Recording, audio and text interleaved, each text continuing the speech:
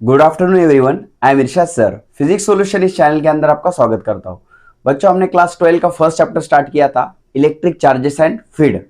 तो थोड़ा सा गैप हो गया बीच में, बहुत दिनों से हम मिले नहीं है। तो फिर आज हमारा लेक्चर नंबर 7 है, जिसमें हम गॉसेस लॉ एंड उसके एप्लीकेशन के बारे में डिस्कशन करने वाले हैं। तो फिर स्टार्ट करते हैं। तो सबसे पहले स्टार्ट करेंगे गॉस लॉ क्या होता है।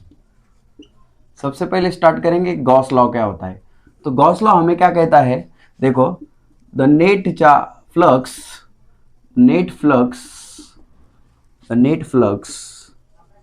passing through surface is equal to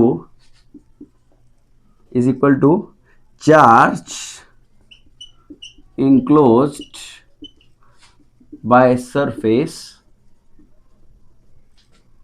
to the absolute permittivity। अब इस स्टेटमेंट का मीनिंग समझते हैं हम। गॉस लॉ क्या है पहले वो समझाता हूं मैं आपको। तो गॉस लॉ क्या है, हम अब इलेक्ट्रोस्टैटिक्स पढ़ रहे हैं, इलेक्ट्रिक चार्जेस एंड फील्ड पढ़ रहे हैं हम।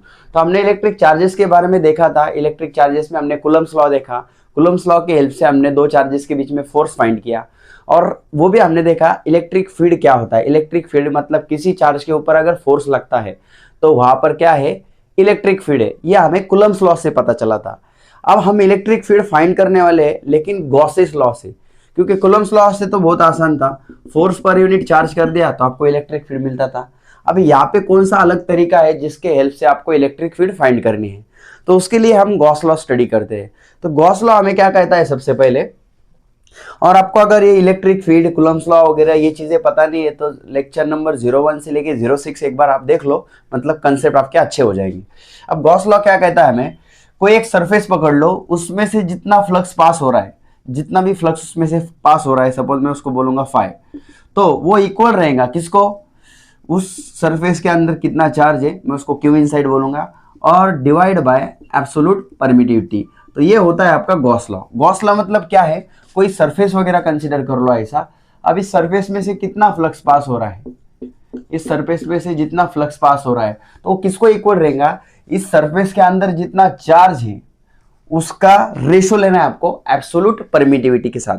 अब एब्सोल्यूट परमिटिविटी क्या है, ये एक प्रॉपर्टी है मीडियम की, जो इलेक्ट्रिक फील्ड को क्या करती है, अलाउड करती है। तो यहाँ पे जो भी मीडियम रहेगा वो इलेक्ट्रिक फील्ड को क्या करेगा, अलाउड करेगा। उस प्रॉपर्टी को हम परमिटिविटी कहते हैं। तो ये परमिटिविटी वगैरह होता है। तो परमिटिविटी का और चार्ज का अगर रेशो लेते हैं तो आपको क्या मिलता है, फ्लक्स मिलता है। तो उसको हम कहते हैं गॉस लॉ। तो गॉस लॉ के मदद से हम क्या फाइंड करने वाले हैं, इलेक्ट्रिक फील्ड।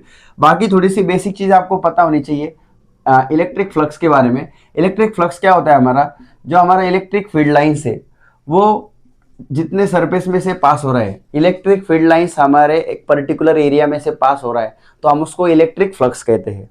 ये जो फ्लक्स है, मान लो हमारा इतना एरिया है, इतना एरिया मैं बोलूंगा ds, और इसमें से जो इलेक्ट्रिक लाइंस पास हो रहे हैं, अब बाहर से भी पास हो रहे हैं, ये सारे मेरे क्या है, इलेक्ट्रिक लाइंस ही है या फिर इलेक्ट्रिक फील्ड है। लेकिन जो एरिया के अंदर से जो इलेक्ट्रिक फील्ड पास हो रहा है, मैं उसको क्या कहता हूँ, इलेक्ट्रिक फ्लक्स। जो एरिया के अंदर से, मतलब कोई भी एरिया आप कंसिडर कर लो, उसमें से जो इलेक्ट्रिक लाइंस पास हो रहे हैं उसको मैं क्या बोलता हूँ, इलेक्ट्रिक फ्लक्स। तो ये दोनों का प्रोडक्ट होता है, और हम लेते समय इसको डॉट प्रोडक्ट में लेते हैं, क्योंकि इलेक्ट्रिक फील्ड एक वेक्टर क्वांटिटी है और एरिया भी आपका एक वेक्टर क्वांटिटी है जिसको हम सरफेस बोलेंगे। और ये दोनों का डॉट प्रोडक्ट क्यों लेते हैं, क्योंकि इलेक्ट्रिक फ्लक्स हमारा स्केलर क्वांटिटी है। तो यहाँ से फिर हम इसको ऐसा भी लिख सकते हैं, ई D S cos theta, dot product को हम ई डी एस कॉस थीटा लिख सकते हैं। और जो थीटा जो होता है, ई और डी एस में का क्या होता है, एंगल होता है, और जो कि हमेशा आपको कंसिडर करना है जीरो। ये जो शॉर्टकट्स बता रहा हूँ इसके तरफ आपको ध्यान देना है।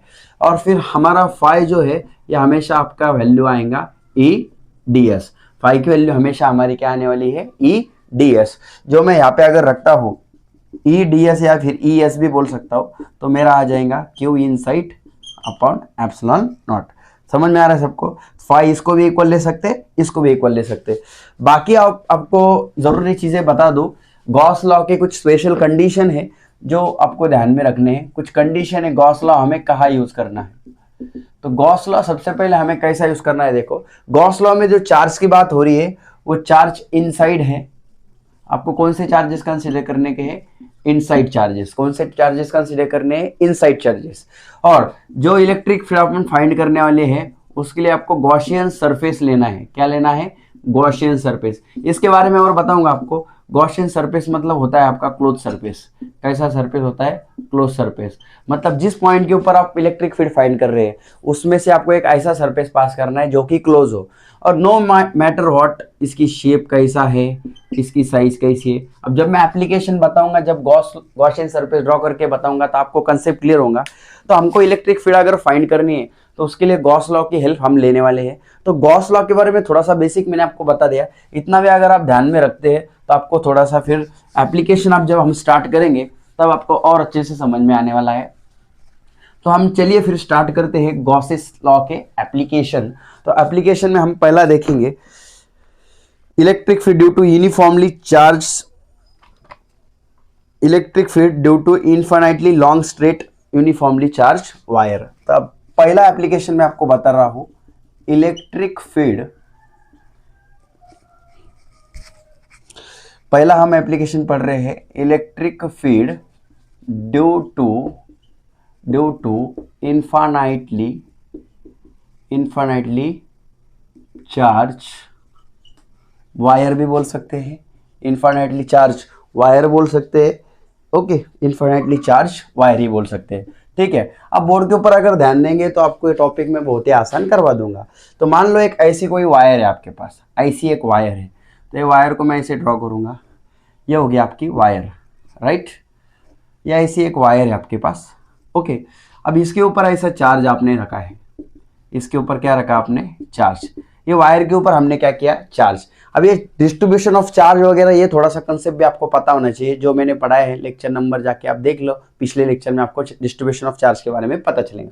अब मान लो एक हमारी ये कैसी वायर है, इनफाइनाइटली चार्ज वायर है, या फिर इनफाइनाइटली स्ट्रेट वायर हम कंसिडर करेंगे। इनफाइनाइटली कैसी वायर कंसिडर करेंगे हम, स्ट्रेट वायर कंसिडर करेंगे।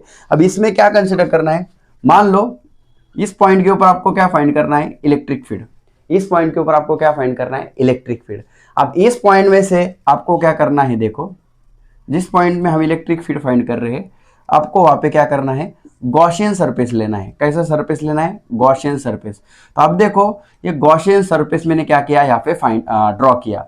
ये जो है यहाँ से लेके यहाँ तक और यहाँ से लेके यहाँ तक, ये आपका पूरा क्या है, गॉसियन सरफेस है। ये पूरा आपका क्या बन जाएगा, गॉसियन सरफेस। जिस पॉइंट के ऊपर हम इलेक्ट्रिक फील्ड फाइंड कर रहे हैं उस पॉइंट में से आपको एक क्लोज सरफेस ड्रॉ करना है। अब ज्यादातर केस में हम क्या करते हैं, जैसा हमारा बॉडी है, जैसा बॉडी हमने लिया है, मतलब जिस बॉडी के ऊपर चार्ज है उस बॉडी का जो शेप है उसी टाइप का गॉसियन सरफेस हम ड्रॉ करने की यहाँ पे कोशिश करते हैं। मतलब आपको कैसा करें, फिर कैलकुलेशन जो है वो आपको आसान जाएगा। अब देखो हमने एक स्ट्रेट वायर लिया, इसके ऊपर चार्ज रखा है हमने, यूनिफॉर्मली चार्ज वायर लिया है, मतलब थ्रू आउट द वायर जो है सब तरफ चार्ज कैसा है, यूनिफॉर्म है। तो आप सबसे पहले इस वायर की लेंथ वगैरह हम कंसिडर करते हैं यल। इस वायर की लेंथ कितनी कंसिडर करते हैं हम, यल। और ये जो पॉइंट है, जिस पॉइंट के ऊपर हमें इलेक्ट्रिक फील्ड फाइंड करना है वो पॉइंट आर डिस्टेंस के ऊपर हम मानते हैं इस एक्सिस के सेंटर से। और ये जो सर्कल दिख रहा है आपको, इसकी रेडियस भी हमारे पास क्या बन जाएंगी, आर ही बन जाएंगी। और जिस पॉइंट के ऊपर इलेक्ट्रिक फील्ड फाइंड कर रहे हैं आप वो कहीं पे भी हो सकता है, नीचे भी ले लो आप, तो वो डिस्टेंस भी आपको क्या मिलेगा, आर ही मिलेगा। तो सबसे पहले चार्ज डिस्ट्रीब्यूशन के बारे में मैंने आपको पढ़ाया था। तो यहाँ पे हमने क्या किया, चार्ज डिस्ट्रीब्यूशन के बारे में अगर हम देखेंगे तो यहाँ पे हमें सबसे पहले लीनियर चार्ज डेंसिटी कंसेप्ट समझना पड़ेगा। लीनियर चार्ज डेंसिटी, अब लीनियर है क्यों, हमारा जो वायर है ये वन डायमेंशन है, लीनियर है, तो इसके ऊपर जो चार्ज है तो वहां पर हम कौन सी डेंसिटी फाइंड करेंगे, लीनियर चार्ज डेंसिटी, जिसको हम लैम्बडा बोलते हैं। तो लीनियर चार्ज डेंसिटी का फॉर्मूला क्या होता है, चार्ज पर यूनिट लेंथ होता है। क्या फॉर्मूला होता है, चार्ज पर यूनिट लेंथ। तो यहाँ से मैं चार्ज की वैल्यू फाइंड करूंगा तो मुझे मिलेंगी लैम्बडा यल। कितनी मिलेंगे मुझे वैल्यू, लैम्बडा यल। अब यहाँ से मुझे क्या करना है, इलेक्ट्रिक फील्ड पी पॉइंट के ऊपर फाइंड करना है। तो क्या करना है, अप्लाई करना है आपको गॉस लॉ। क्या अप्लाई करना है आपको, गॉस लॉ। अब गॉस लॉ क्या होता है, जो इलेक्ट्रिक फ्लक्स होता है वो किसको इक्वल होता है, charge inside the close surface, और हमें एब्सोल्यूट परमिटिविटी, ये दोनों का क्या लेना है, रेशो लेना है। तो हमने देखा ये जो आपका गॉसियन सरफेस है या फिर ये जो हमारा सरफेस है, इसके अंदर जो चार्ज है उसको हम क्या बोलेंगे, क्यू बोलेंगे, और अपॉन एप्सिलॉन नॉट करेंगे तो हमें इलेक्ट्रिक फ्लक्स मिल जाएगा। अब इलेक्ट्रिक फ्लक्स क्या है मैंने आपको अभी बताया, जिसको हम डायरेक्टली लेने वाले हैं ई एस या फिर ई डी एस। ओके, तो इलेक्ट्रिक फ्लक्स अब हर बार बताऊंगा नहीं मैं, फाई की जगह पे डायरेक्टली आपको ई एस लेना है, ठीक है। कैसा आता है वो मैंने आपको अभी बताया, phi is equal to E D S, फिर यहाँ पे E D S cos theta, और थीटा जीरो लेना है आपको, तो यहाँ पे E D S is equal to D phi. इनका इंटीग्रेशन करूंगा तो phi is equal to E S वगैरह। तो आप डायरेक्टली ये फॉर्मूला अगर लर्न रखेंगे तो आपको फिर ये आसान जाएगा। आपको तो फॉर्मूला समझना है, फॉर्मूला कैसे आ रहा है। तो हमारे पास क्या आया फिर, E S is equal to Q inside upon epsilon nought. अब जो हमने गॉसियन सरफेस कंसिडर किया है वो एक सिलेंड्रिकल शेप का हमको दिख रहा है। अब सिलेंड्रिकल शेप का जो दिख रहा है उसका अगर हमें सरफेस निकालना है, एरिया निकालना है, तो उसका फॉर्मूला क्या होता है, 2 पाई आर एल। जो सिलेंड्रिकल शेप्स होते हैं हमारे पास, उसके जो एरिया हम निकालते हैं उसका फॉर्मूला क्या होता है, 2 पाई आर एल। ये आपको पता होना चाहिए। अब मुझे बताओ ई इंटू यस कितना है मेरे पास, 2 पाई आर एल, और क्यू इन साइड। अब क्यू इन साइड, क्यू का वैल्यू मेरे पास कितना है, lambda L upon epsilon not. L आपका क्या हो गया, कैंसल। सो इलेक्ट्रिक फील्ड मेरे पास कितना है, लैम्बडा अपॉन 2 पाई ये एप्सिलॉन नॉट, और नीचे आपका आ गया आर। तो इलेक्ट्रिक फील्ड मैंने फाइंड की किसके लिए, एक स्ट्रेट लॉन्ग वायर मैंने कंसीडर की, यूनिफॉर्मली स्ट्रेट लॉन्ग वायर मैंने कंसीडर की। उसके ऊपर अगर आप चार्ज प्लेस करते हैं तो उस वायर की वजह से आजू बाजू का जो रीजन है वहाँ पे हमें इलेक्ट्रिक फील्ड मिलने वाली है। तो किसी एक पॉइंट के लिए आपको इलेक्ट्रिक फील्ड फाइंड करनी है तो इलेक्ट्रिक फील्ड कितने आएंगी, इतने आएंगी। कुछ बुक्स में इसको ऐसा भी लिखा होता है, 2 से ऊपर अगर मल्टीप्लाई करेंगे तो नीचे भी मल्टीप्लाई करेंगे, तो हम इसको ऐसे भी लिख सकते हैं। क्यों, क्योंकि 1/4 पाई एप्सिलॉन नॉट की जो वैल्यू होती है वो मैंने आपको बताया था 9 इंटू 10⁹ होती है। तो कैलकुलेशन आसान जाने के लिए हम ये फॉर्मूला भी क्या कर सकते हैं, यूज कर सकते हैं। तो ये आ गया हमारा इलेक्ट्रिक फील्ड का फॉर्मूला। तो यहाँ से हम इसको थोड़ा ग्राफिकली भी समझते हैं। तो मुझे बताओ इलेक्ट्रिक फील्ड डिस्टेंस के साथ यहाँ पे इनवर्सली प्रोपोर्शनल आई है। डिस्टेंस के साथ यहाँ पे कैसे आई है, इनवर्सली प्रोपोर्शनल। मतलब जितना हमारा पॉइंट उस वायर से दूर रहेगा उतनी इलेक्ट्रिक फील्ड हमें कम मिलेंगी, क्योंकि डिस्टेंस बढ़ा तो इलेक्ट्रिक फील्ड कम हो जाएगा। तो यहाँ पे हम जो ग्राफ ड्रॉ करेंगे ये सीधा सीधा कैसा ग्राफ मिलेगा मुझे, ऐसा ग्राफ मिलेगा। मतलब इलेक्ट्रिक फील्ड ज़्यादा कब रहती, जब डिस्टेंस हमारा कम रहता, और जैसा डिस्टेंस हमारा बढ़ा इलेक्ट्रिक फील्ड आपके क्या हो गए, कम हो गए। तो एक इनवर्सली प्रोपोर्शनल का रिलेशन यहाँ पे हमें मिलता है, राइट। और अब यही अगर हम फाइनाइट वायर के लिए अगर ये फॉर्मूला लेते हैं तो एक नोट में आपको लिख के देता हूं मैं। अगर आपकी वायर फाइनाइट अगर होती, इनफाइनाइट का मतलब समझ जाओ, इनफाइनाइट का वायर का मतलब ये नहीं कि वो वायर सच में इनफाइनाइट है। हम जिस पी पॉइंट के ऊपर इलेक्ट्रिक फील्ड फाइंड कर रहे हैं उसके लिए वो जो वायर है वो बहुत बड़ी है। जैसा मैं बोर्ड के ऊपर ऐसा डॉट ड्रॉ करता हूँ तो ये डॉट के लिए हमारा बोर्ड कैसा है, बहुत बड़ा है। वैसे ही इस पॉइंट के लिए वायर बहुत बड़ी है, तो इसलिए वायर उसके लिए क्या हो जाती, infinite.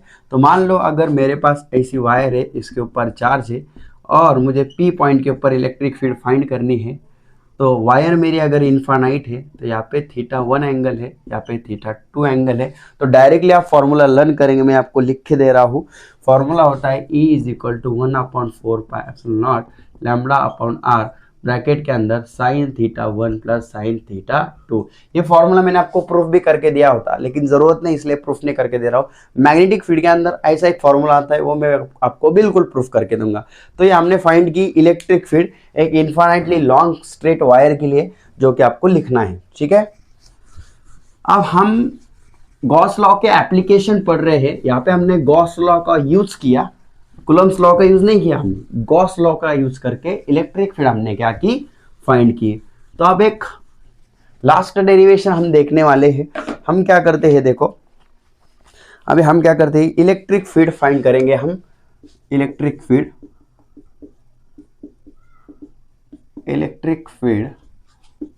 Due to plane sheet.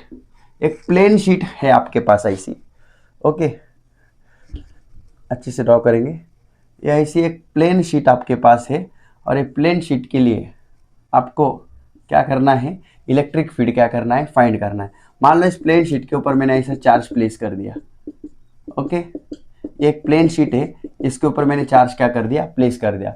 अब मान लो या तो ये पॉइंट के ऊपर या फिर ये पॉइंट के ऊपर आपको इलेक्ट्रिक फील्ड क्या करनी है, फाइंड करनी है। तो सबसे पहले हम क्या करेंगे, फिर